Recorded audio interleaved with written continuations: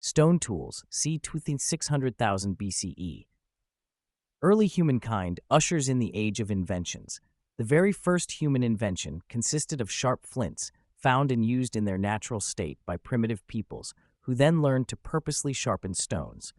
The practice goes back to the very dawn of humankind. Stone tools found in 1969 in Kenya are estimated to be about 2,600,000 years old. The principal types of tools that appeared in the Paleolithic period and varied in size and appearance are known as core, flake, and blade tools. Core tools are the largest and most primitive. They were made by working on a fist-sized piece of rock or stone, core, with a similar rock, hammerstone, knocking large flakes off one side to produce a sharp crest. This was a general-purpose tool used for hacking, pounding, or cutting.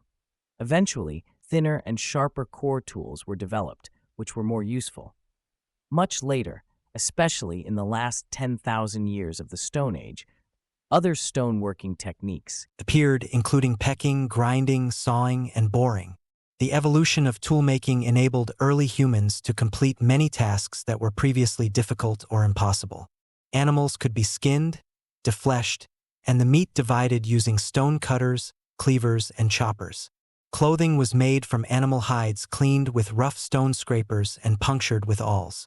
Hunting became more efficient with spearheads made from stone flakes. And with stone axes, adzes, early humans could create shelter and begin shaping the physical world to their liking. Note: Stone Age humans became adept at chipping flakes of hard, volcanic rocks to make tools and weapons.